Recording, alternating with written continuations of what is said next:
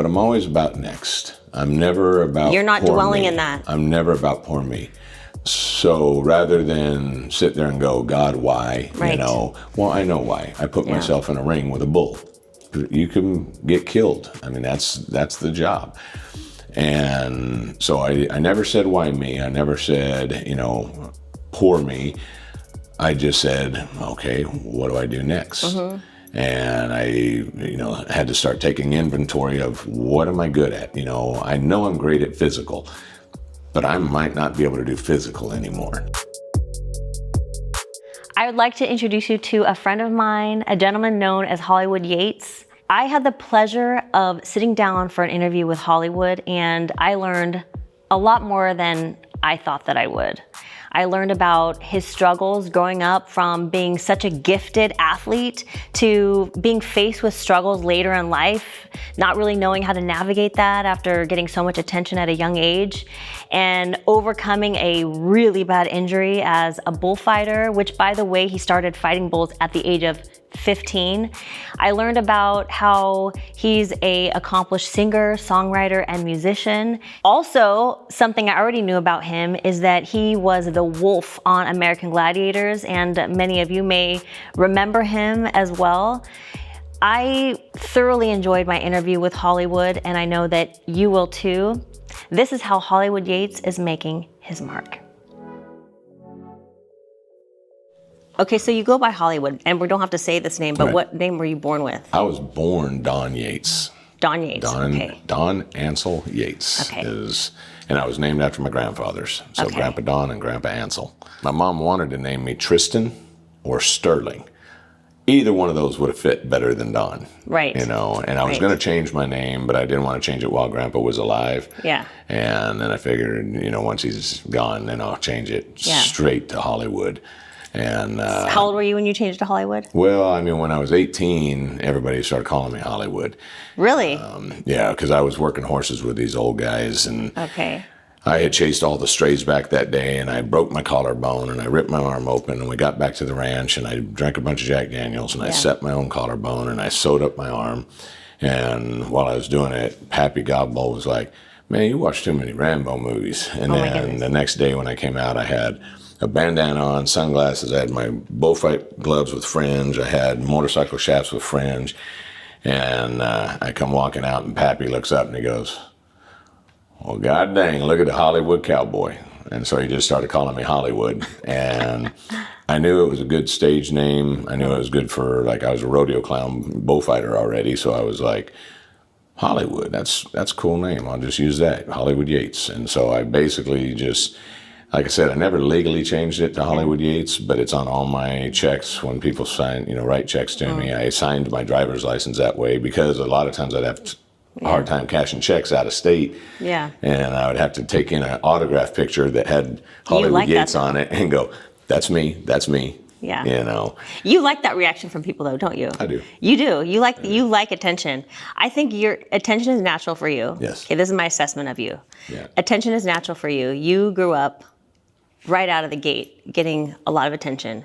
Things came easy for you. You were a natural athlete and excelled in sports. So tell me about that, how that affected you. Now looking back, that you have a greater perspective. Right. You've been through a lot more at this point. So looking back, tell me your perspective of your younger years and everything coming so easy for you. I always say God blessed me and cursed me with so much athletic ability. Because had I not been just naturally great at every sport that I tried, I might have focused more and become a Michael Jordan or a King Griffey Jr. Or, I might have been, the, guy that, is the GOAT, I might have been a Tom Brady.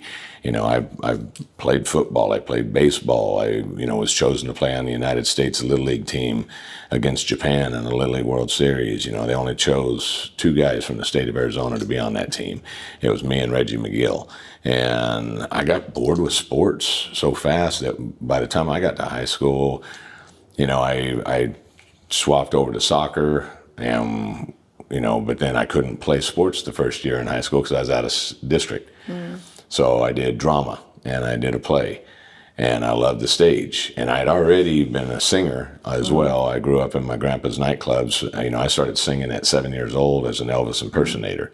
Oh, wow. And so I loved the stage. And so then I decided, you know, pole vaulting would be cool. And Really fast, I need to hear your best Elvis Presley impersonation. well, darling, I mean, I just tell you that That's pretty good. it's not a line, baby. It's just you bring out the beast in me. That's good. Okay. But, you know, so then when I got into high school, some buddies of mine knew that I worked with horses and stuff, and they were riding bulls, and they were like, hey, man, you want to come out and ride bulls? And I was like, I don't, you know, riding, no. I go, but being a rodeo clown would be cool, you know, because then you're an And is that what entertainer. age? That was at 15. 15. Yeah. And I was like, you know, you're an entertainer and an athlete.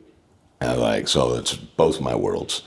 And I went out and again, natural athlete, I could get around bulls pretty dang easy without getting hit and run over. But the job was to slow down and bring the bull with you. And so like I would, you know, a rider would hit like here and the bull's here, and I would shoot the gap. Right. And I'd be in the right position at the right time, but I would go so fast that the bull wouldn't even see me. I mean, I still have skinny legs, but back then, you know, I was a $125, so they were like really, really too thick. So they didn't even see me, so they would still run the rider over. Right. And so it's like I had to really learn how to focus, slow down, and get good at the job. Was that the first time that you felt like you struggled with something? Failed, yeah. It was the first time that I felt like I was failing at something. And that made you want to do it? It made me want to do it because it was just like... It challenged you? It pissed me off. It's like, how can I not be great at something? Like, I'm just great, you know? Like, and I don't mean that to be cocky or arrogant. I just, again, God blessed me with a lot of athletic ability. And so this was something that was out of my realm that I just did not understand. How am I not great at this, you know, just naturally? And so it kept my attention. And then, and I was told I wouldn't make it, you know, oh, you'll never make it as a bullfighter. You know, I mean, a couple guys were like, maybe, but there just wasn't. And that made you want it more. And it made me want more. You know, I'm a big guy about tell me I can't, and I'll show you that I can. Yeah. Am I allowed to cuss on this? Yes, you because can. My wife will say this because as of recent, I got asked to do a music video for a guy and play the Archangel Michael. And I asked him, I go, armor? And he goes, nah, bare chested and everything. I'm like, I got to get in shape. So I sent him some pictures. I go, is this what we're thinking? He goes, yeah. And she was like, you'll never get abs like that. You'll never look like that, you know? And I mean, and so I went to her trainer the next day and I go, Chris, I need to look like this in 3 weeks. Sherry says I can't. I go, I need to fuck you in 3 weeks.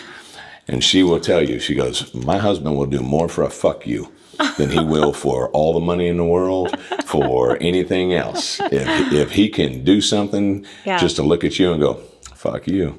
Do you think that when you discover that about yourself, because I really do think that these experiences are part of us discovering ourselves, because if the things came so easy for you, you're thinking, am I the kind of person who would fight for something that was difficult? Yeah. You, for the first time, you find that something is difficult for you and you want it more. And in a way, it's almost like you are proving to yourself that I am the kind of person who, when things are hard. So that's like a feather in your cap, and you're equipped now with that, that skill that you carry with you, right? And I mean, and I think anybody that is truly successful, even at their height of success, feels like such a counterfeit. You know, it's like you do everything you can to get there, and then you're there, and you're like, yeah, but did I really earn it? Am I good enough? Am I good enough to keep it? You know, and so it's like, you know, and so I think it's that constant struggle, but I think that's what makes people better and makes people great is when you will compete with yourself harder than you'll compete with others. You know, I think that's what drives you to greatness. I agree. My wife always said she was not a competitor. Yeah. She's like, oh, I could never compete. She goes, I won't run a race unless I know I'm going to win. Oh, wow. And I go, you're the worst kind of competitor there is. Yeah. I said, because that means you're going to train your ass off to make sure that you not only beat them, but you can beat them by a half a mile just so that you can sit there drinking a beer as they cross the finish line. I go, I'm not that kind of competitor. Yeah. I'm the kind of competitor that'll show up and go, I wasn't at my best today. Or, he was better today. You know, I gave it my best, you know, but he was better today. I'm good with that. So you did rodeo.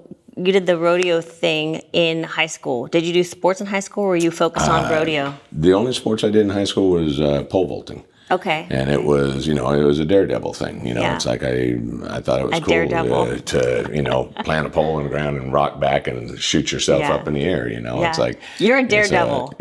You have you do a lot of daredevil things. That's my whole life's been about, you know. Living on the edge. It's interesting. It's actually very interesting to me because when you kind of started out, you know, being a little bit bored because things were a little bit easy for you, you wanted so bad to have that struggle. You wanted so bad to have something that would really challenge you.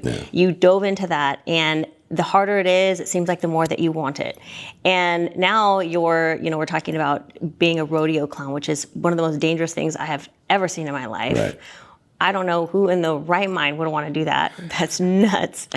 But what was the next? Okay, so in your life, like, what was the next thing once you started doing the rodeo clown stuff? Fighting, riding bulls and fighting bulls. Not riding them, fighting. Fighting bulls. Yeah, so just protecting the riders. Got it. And then there's a freestyle bullfight competition, which is basically a game of tag. Oh, wow. With a fighting bull. There's no rider involved. You call for the bull. Okay. They let him out, and it's like a 70-second game of tag, and it's the closer you get, the more danger you put yourself into and get yourself out of without getting run over and hit and gored and all that, the more points you get. And they'll usually have 3 to 4 guys competing. Back in the day, it was 3 guys competing, and so you were first, second, or third.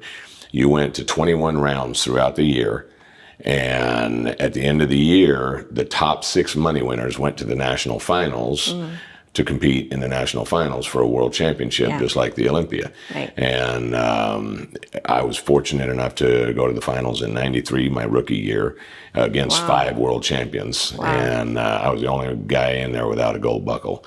And then the second time I went was in '97. And in 2000, the last year they had them, I just missed qualifying by like $250. Wow. But I got all the guys to vote me in the barrel to protect them during their bullfights. So I'm one of only 2 men that have ever done that. Now you suffered a really bad injury. I did. When was that? And tell me about it. The worst injury was I got gored in 2006.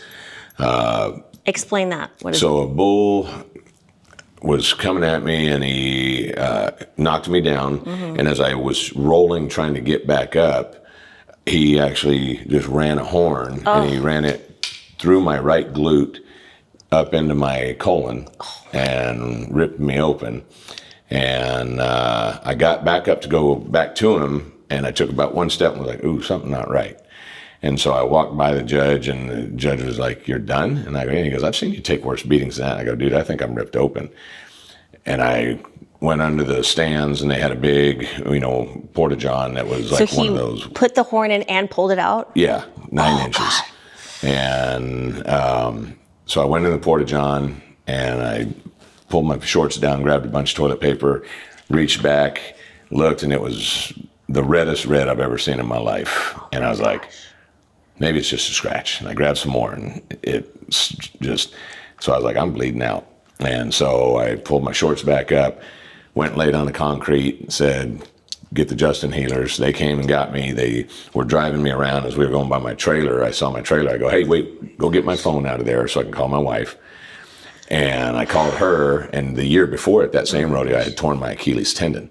So I called her. She goes, you tore your Achilles tendon again? I go, no, Achilles is great. She's like, what's wrong? You don't sound right. And I go, I ripped open. I go, we're going to go get checked. And then I called her from the hospital, and I go, well, it looks like I'm going in for surgery. I'll let the doc tell you what's going on. Handed her the phone, and the doc explained everything to her and hands it back to me. And I go, okay, I guess I'm going to go to sleep now. Hopefully I'll see you in the morning.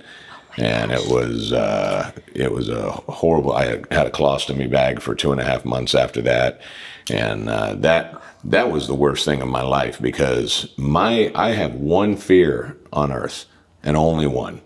I'm not scared of heights. I'm not scared of snakes, animals, anything. I'm not scared of any man. I'm not scared of anything. I have one fear, one phobia, and that's to smell bad. I don't want to be that guy that smells bad. And I had this colostomy bag for 2.5 months. I did not want to leave the house. I was like, no, how can I not smell bad? You smell great, by the way. You know, well, thank you. But I was just like, it was one of the hardest times of my life, because one, I couldn't do anything physical. Like, you know, I mean, I was like, well, okay, my wrestling career is over, my rodeo career is over. You know, anything physical is done. And so I was like, well, I guess I can go back to singing, and I can write songs. I've been a clown for this long, so I can do stand-up comedy. So I started writing comedy, and actually started writing comedy about having a colostomy bag, you know, and but then I was able to get that reversed and get back in shape, and then WWE started. Well, tell me, let's back up a little bit, because this is a lot to process and go through. I'm processing this right now. I mean, I'm imagining this superhuman athlete who is, even though you've found some struggle, you're finding success once you put your effort into it. So it does seem like there's still a lot of success, a lot of attention, a lot of focus centered around you. Right. You are finding success pretty much everywhere you go. You have this injury, and it puts you out, and you start having some introspective conversations with yourself about what you're doing, where you're going, what's going to happen to you next. Tell me about that. But I'm always about next. I'm never about You're not poor dwelling me. in that. I'm never about poor me. So rather than sit there and go, God, why? Right. You know, well, I know why. I put myself in a ring with a bull. That's the job. And that's a potential, you know, you can get killed. I mean, that's the job. And so I never said, why me? I never said, you know, poor me. I just said, okay, what do I do next? And I, you know, had to start taking inventory of what am I good at? You know I'm great at physical, but I might not be able to do physical anymore. So what else do I have? Okay, well, I've still got my mind. I'm funny because I've been a rodeo clown all these years, so I know comedy. I'll just have to switch it over to stand-up. I wrote poetry all my life, so I was like, I can just learn how to change poetry into song and write songs. I can sing my ass off. You know, I was like, so I'm good. Yeah. I'm good no matter what, you know. You're just thinking about what you're going to do next. What I'm going to do next. Right out of the gate. You're sitting there While with I was in the hospital. You have your colostomy bag, and you're thinking about what you're going to do next. Yeah. Wow. Yeah, and so what of those things have you done? So I'm a singer-songwriter. I've been, you know, on the road touring with my band and doing stuff, and I've got a Toby Keith tribute show now that I do. You know, and it's been going great. I have done one stand-up comedy show, and how did that go? It went great, but man, I'll tell you what, that was the most nervous I've ever been, because it was on a cruise ship.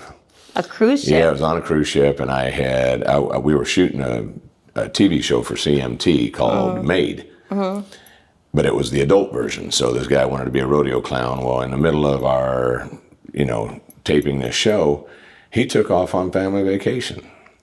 And basically said, I don't care what your schedule is. I have this family vacation that we're going on, and I'm going. And so he left.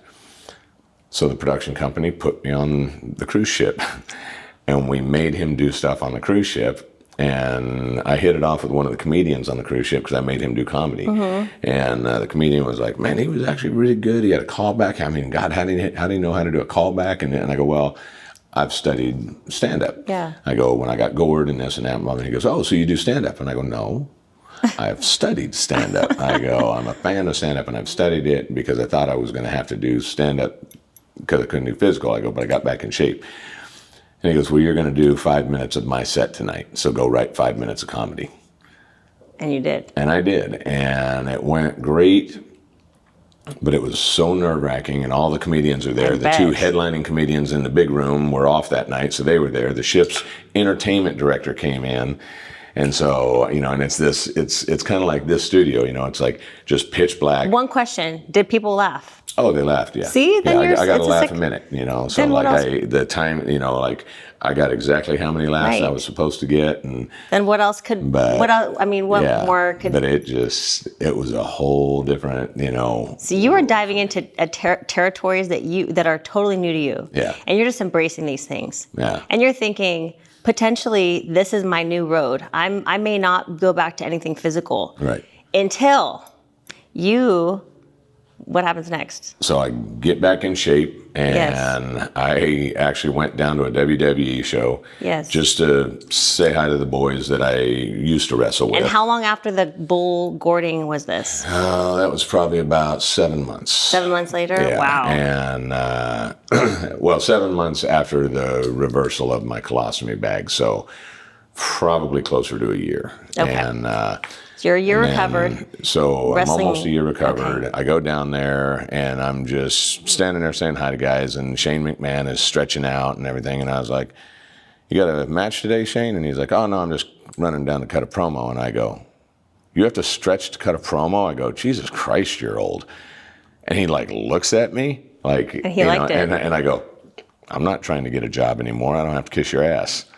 And he's like, "You're not wrestling anymore?" And I go, "No." And he goes, "Well, what are you doing now?" I go, I just went back to being a rodeo clown bullfighter. That's what I've always done."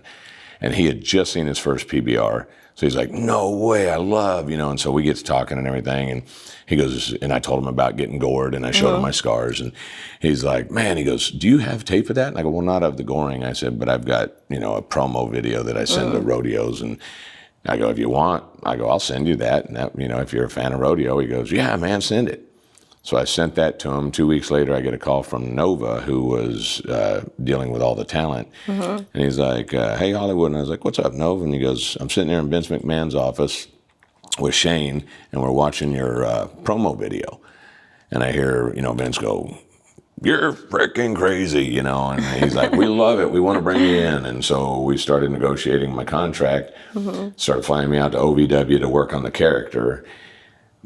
What they were wanting me to do with the character, it wasn't working. And they even, you know, I called them when I got back, and they're like, "It's just not working." I go, "Well, no, it's not working. You're trying to make me Doink 2000. I said, "Give me 2 weeks, fly me back out. I've got a better idea that will still kind of tie it all together." And so I went back out with more of a Kid Rock, Bret Michaels look, you know, leather pants, cowboy hat, sunglasses. And they liked it. And cowboy boots, and they liked it. I go, you know, show the video of me fighting bulls for my entrance video. I go, if I'm cutting promos in the back, I'll do it with no makeup. I go, but then when I come out to wrestle, I'll put the makeup on because that's my war paint. I go, and I'll be more of a brawler than a wrestler. You know, I'm a barroom brawler. I go, I can sing. I said, so we can do an album. We can sell the album. I go, merchandise. You got an album, you got guitars, you got picks, you got, you know, like, I mean, I started just naming all the stuff we could sell. And So you got the job. Basically, we hadn't finished the contract, and NBC saw me and started courting me for 4 days at the Olympia to come there. And I went back and forth with WWE, and I think they thought I was trying to do a power play to get more money. And so they just said, well, good luck with that. And so I went to Gladiators. So you got picked up by Gladiators. And the way that you got the name Wolf, Yes. because you are the Wolf. I am the Wolf. A lot of people probably remember your character, and like we talked about before, think that you were one of the original Gladiators because you're one of the most memorable ones. You know, I think so, and it's funny because, and I mean, probably also because I'm old. You know, but like when the original Gladiators were Gladiators, they were in their 20s. Yeah. You know, when I was a Gladiator, I was 38 years old. Oh wow. And you know, so I could have been in the original Gladiators. Right. You know, age-wise. You you know, but but I wasn't. Yeah. But so many people come up to me now, you know, that are my age, Yeah. and they're like, "Oh, I grew up watching you," you know, and it's like, and I don't break their heart, you know. I go, well, "Thanks," you know, and but it's like they don't realize. Well, I watched the original Gladiators with my dad, and then I did watch the second generation. You know, a lot of people don't realize that there was a time lapse. Yeah, they don't, They just which think is weird because there was 10 years between the two. Yeah. And now, you know, I saw something the other day where they're doing tryouts and, you know, supposedly going to be bringing it back again. Really? Yeah, and Wow. it's been, I think, 15 years. Yeah. You know, 15 years since we did it. Isn't that crazy? Yeah. That is really crazy. How exciting was that? It was so much fun. Did you feel when you first started, how long did you think that was gonna go? Honestly, I mean, I was like, if they do everything right, we could have a 10-year run on this, you know, just like the original Gladiator. Because it just felt so right. It was the right timing, and it felt right. And I mean, you know, we had a good crew. You know, they made a few mistakes with the show that, you know, I think just killed it. And I don't know why. I mean, even when they were trying to figure out what to do with the third season, when they still thought they were going to get a third season, they were like, well, we're thinking we're going to go celebrity gladiators. And I go, don't do that. I go, that's jumping the shark. I go, as soon as you put celebrities in, I go, it's saying that you need help. Right. I go, don't do that. I go, I guarantee you, I can guarantee you 40 million viewers. I go, right off the bat. Right. And they're like, how's that? And I go, American Gladiators versus American Heroes. Yeah. I said, you have one Army, one Navy, one Air Force, one Marine, one Coast Guard, one National Guard, one cop, and one See, you want to firefighter. compete against athletes. I go, they're some of the most badass athletes on earth. I said, two, I go, now it's not just about this guy winning. It's about the Marines winning. I go, it's a bragging right. That's I said, a good so idea. now it's not just going to be him and his family and friends watching. It's going to be the whole Marine Corps watching. Yeah. It's going to be the whole, because they want to, at the end, go, see, I told you Marines are better than everybody else. You know, I go, I'm guaranteeing you 40, 50 million viewers if you just do American Gladiators versus American Heroes. And they're like, nah, we think celebrity. I'm picking up on something with you. This is you on everything. You think outside the box. I do. On everything. You're a problem solver. You go into a situation and you're thinking of all kinds of solutions and all kinds of problems that are outside of the box. Whereas a lot of people, they're thinking inside this like square of rules, and you bring that to the table a lot, don't you? I do. And I think it's because, you know, growing up, I was a small kid. Mm-hmm. I was short.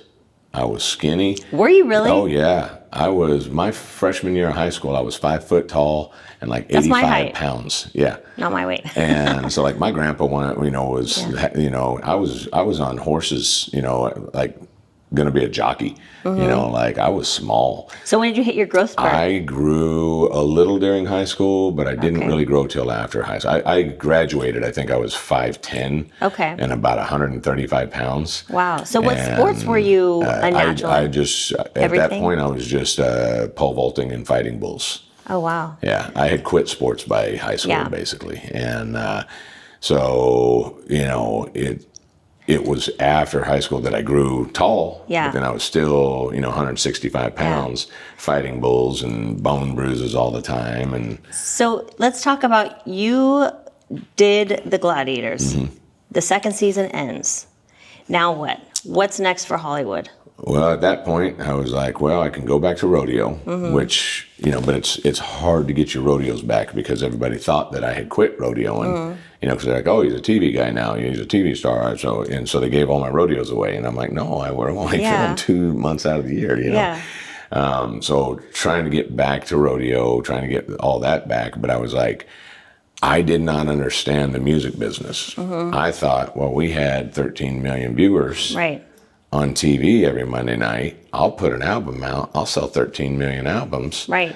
And I'll have a singing career. Yeah. Well, I didn't understand all the people that you had to hire, all the people you had to pay to play your stuff, all the radio people that you had to pay. You know, like if you really want to get on radio, you need $1 million behind you. Yeah. And I did not have $1 million. Right. So I went and had a bunch of CDs made and started hitting clubs, and calling radio stations and nobody would, I had one song that was played on one radio station in the United States. I had another song that was played on two, and I was played a little in France and a little in Germany. But with your music, do you feel like you were able to write songs that really expressed what you were going through? The first album, no.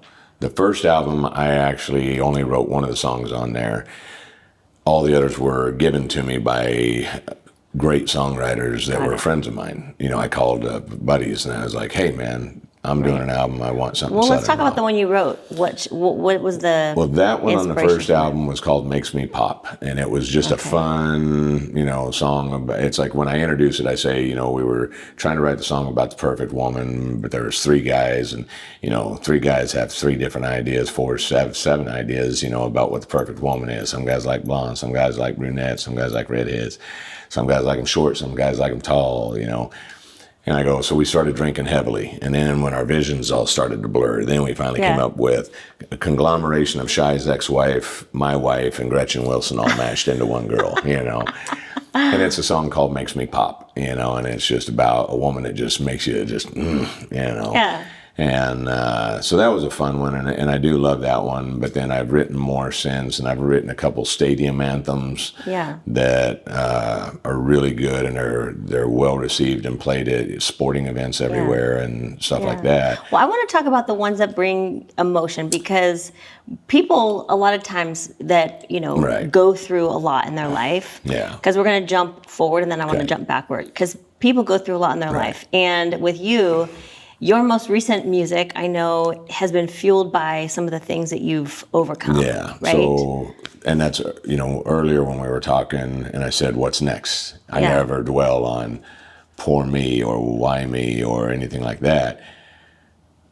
Last year, I went through about 2.5 months of a really dark, deep depression. And coming out of it, I realized it was a 2-year depression. It just hit rock bottom for the last 2.5 months.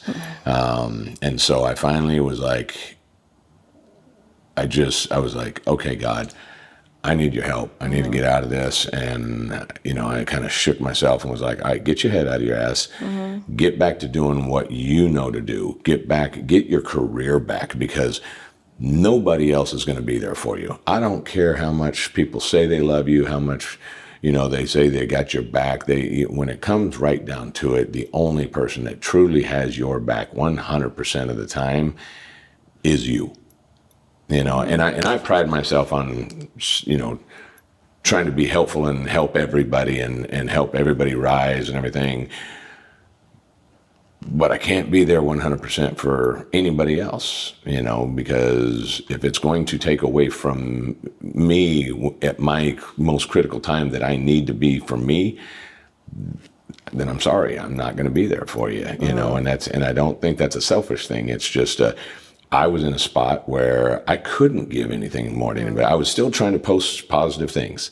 I was still trying to motivate people. I know, I follow you. But I was, and I, again, counterfeit motherfucker, like you're sitting here trying to tell everybody how life is great, how you have to, just make it great, even when times are hard, and you're sitting here depressed more than you've ever been depressed in your life, and you don't know what you're going to do.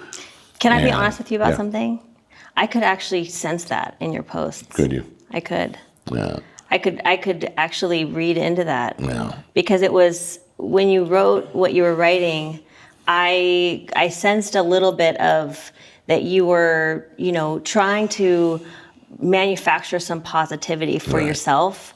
And you want to put positivity out into the universe. Yeah, I don't ever want to put anything negative out. Because, I don't either, and maybe we can sort through this together, but I feel like if you put something negative out, it's not that you don't want to be raw and real in yourself, but there's a feedback loop, right? And when you put something out there, the feedback loop of the energy that comes back to you can also affect you. Yeah. So you're trying to manufacture this energy because you want people to be positive towards you, because that's going to fuel you recovering from whatever you're recovering from. Is that how you feel? Yeah, exactly. That's how I feel. I mean, I hadn't thought about it like that, but it's think positive, be positive, and things will change for the positive. And but it's like I finally shook my head and, you know, kind of shook it off, and I was like, all right, you know, get your career back, because if everybody else in the world leaves you and you don't have your career, well, then you're screwed. If everybody else in the world leaves you, but you got a good career, well, you're all right. You can pay for your rent. You can pay for your food. You can keep going, and so I was like, all right, start getting rodeos back, start getting the singing back, and I was like, but I've got all this in me that I have to get out. And I called my buddy and I go, I need to write this song. I go, I need to come up and write this song today. And he goes, come on up. And I get there and we sat down and I started talking to him about what's going on in my head and how I'm feeling about just life in general and my career and my, home life and this and that and, my, family over here. And he's like, dude, he goes, I just went through this, blah, blah, blah. He goes, my buddy called me there. And I go, well, and I've seen a lot of stuff on social media as of late, where it's, like a guy, the music's playing and the guy's sitting there and he's like, saying, when you ask a man how he's doing and he says, I'm good. Well, that man's not good. He's going through some battles that it's like, and it was this, and I go, that's me. Yeah. So I go, so there's a lot of guys going through this. And then, and I know there's women going through it too. Yeah.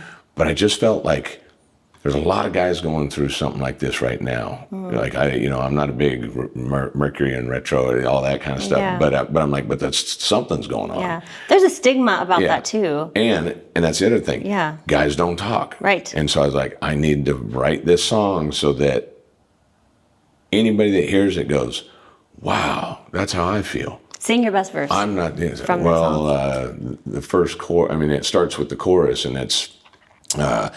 Never thought I'd be a man so beat down, I cannot find my way out of this hell that I'm living, full of pain and misery. Do anything to make you smile, just so you could walk on by me as I'm drowning. I go from 6'3" to nothing, and it's just 6'3" to nothing. Yeah, and it's just about being invisible. It's about being, in life. And it's, whether it's your marriage, whether it's your job. Like I had a whole... So you felt invisible. Yeah, I felt invisible to everybody. Okay, so let's backtrack then, because everything is a layer of, and it kind of a part of the onion that makes the whole onion, right? And so peeling back the layers,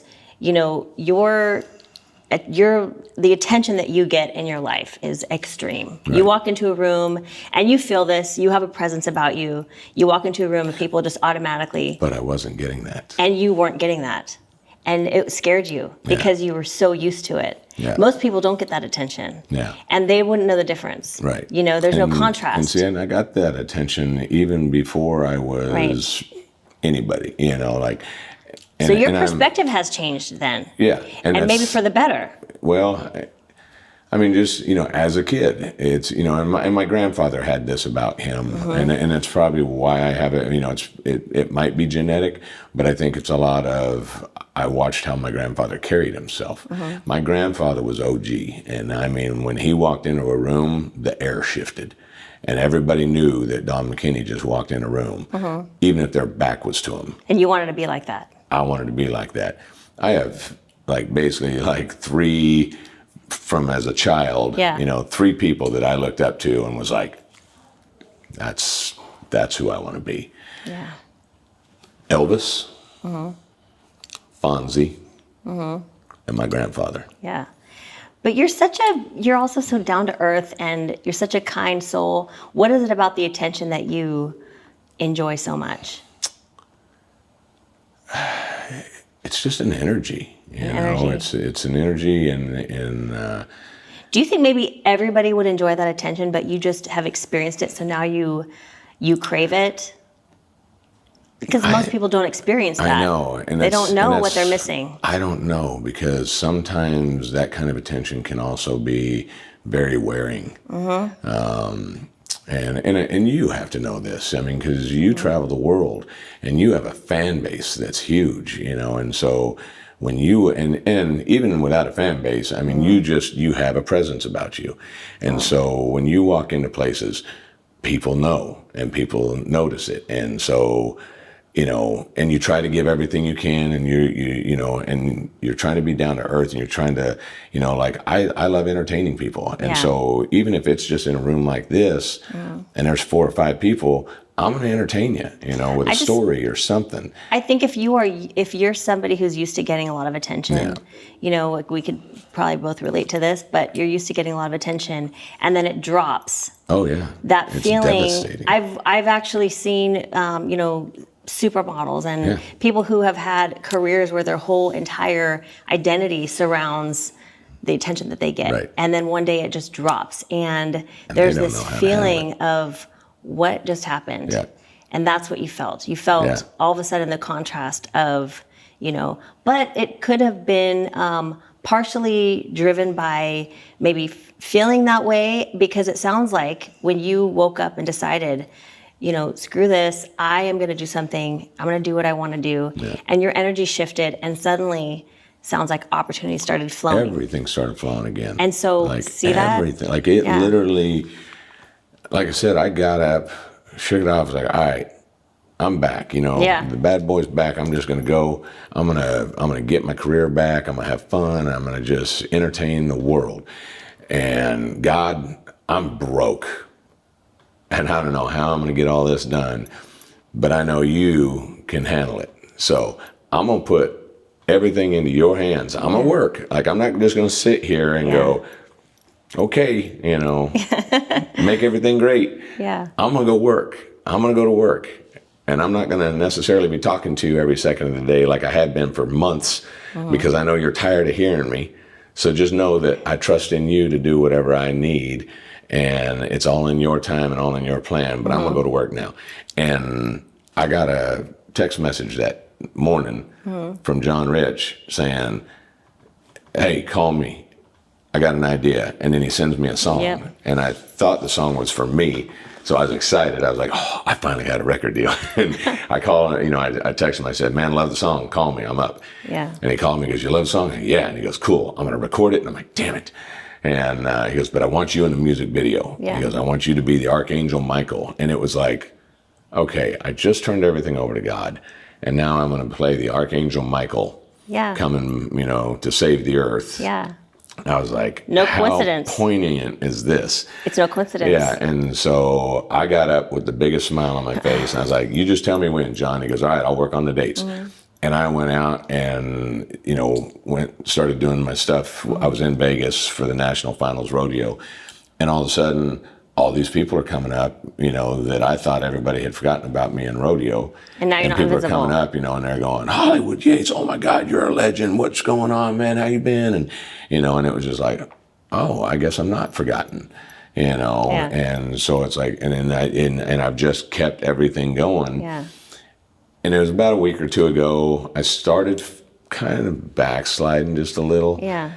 And had to like slap myself, you know, like, like you finally got off your ass. God's taking care of you. You got things moving. Just keep moving forward. You know, don't stop until you're dead. You know, like things are different now though than they were even like even around 2007, 2008, because gaining attention is different now. It's way different. It is we're inundated. It's algorithms. You know. We are inundated. It's very watered down, and standing out from the pack is getting harder and harder. You know, so it's a whole new round of challenges. And I was trying to play the internet game. I was trying to figure out, you know, because I'm like, these people that do nothing are making a lot of money doing nothing, you know, and becoming famous and everything. And then I got to remember, well, they're not famous, you know, like if they get 1 million views, you know, they think they're famous. And it's like, I had 13 million viewers every Monday night, you know. And for a while, you know, I just went through a point where I was like, nobody knows who I am. And it's like, so yeah, great if you've got 1 million viewers, and great if you've got 1 million followers. That's awesome. I don't, you know, I got 6,000, 7,000. Cool. So you're beating me. Yeah. But in the world, there's billions of people. So 1 million out of billions of people. How big are you really? How famous are you really? Yeah. That famous. Yeah. You know, so it's like, so when I see these people that have attitudes, you know, because they're an influencer and everything, it's like, okay, whatever, you know, and I'm actually kind of trying to pull away from social media. I mean, I know I have to use it because it's a good tool to use, and I will use it, but I'm kind of going back old school, and I'm like, no, I'm just going to get on the road, and I'm just going to go make the fans face to face the way it used to be done, and the way that I do it, and I will do it live, singing live, and you know, my voice will win them over. And even on nights where, like, I did a show a few weeks ago where my voice was gone. Yeah. But I don't cancel. Yeah. Human connection is very rare. And I told people, I said, y'all, I'm so sorry for what you're going to hear tonight. Yeah. I said, because my voice is trashed and it hurts.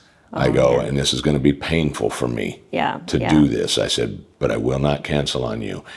I will always show up. Yeah. And they went nuts, and they had a blast, and they stayed till the last song. That's awesome. What's your band called? Hollywood Yates. I mean, I call them Hollywood and the Hitmen, like when I introduce them. But like if you look up my music, it's just Hollywood Yates. And you are the Hollywood rodeo. The rodeo rock star. The Hollywood rodeo rock star. Yeah. Yes, yes. So as we are, you know, kind of wrapping things up, I want to know, looking back at everything you've done, you know, your whole journey, how do you want to be remembered? I mean, as a good man, you know, it's like you know, you hear people talk about legends. So yeah, it'd be nice. That'd be nice. To, you know, to have people talk about you and go, that guy was a legend. Or that guy was, you know, I don't know if I even like GOAT, you know, like, but it's overplayed. Yeah, it is overplayed, you know, but like for somebody to just go, yeah, that guy was a legend, man. Like he could do anything. If they could say it with your voice. Huh? If they could say it with your voice. Yeah. You know, it's like that would be cool. But I just, you know, I want people to, when they think back, they go, he was always trying to help others. Yeah. He was always trying to make a difference in other people's lives. You know, because that's why I entertain. If nothing else, if I can't help you pay your rent, if I can't help you build a house, if I can't help you lift heavy shit, if I can, for 2 hours, take your worries off your world and just have you enjoy 2 hours of peace, love, and harmony of, God, this is great. This is fun. This is funny. This is entertaining. And then you can go back to your life, or you can go back to your worries. But if I can take those worries away for 2 hours, and so if I'm remembered at the end of all, and people go, he was just a good man that was trying to do good in the world and help others, then I'm good. That's awesome. Man, that's great. One more question, okay? This is along the same lines, but you know, you may know Michael. He started this company 3.5 years ago out of his garage, and it was after he overcame cancer. And he started the company because he was having introspective conversation with himself on, you know, what mark did I leave on the world? And when he realized he didn't leave the mark he wanted to, that was what drove him to want to start this company. You know, that's awesome.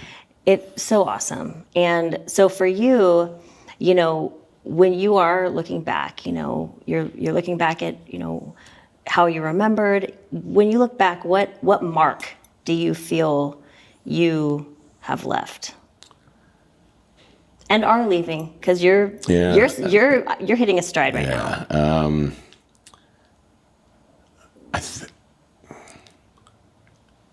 I think I make people feel better about themselves. Yeah.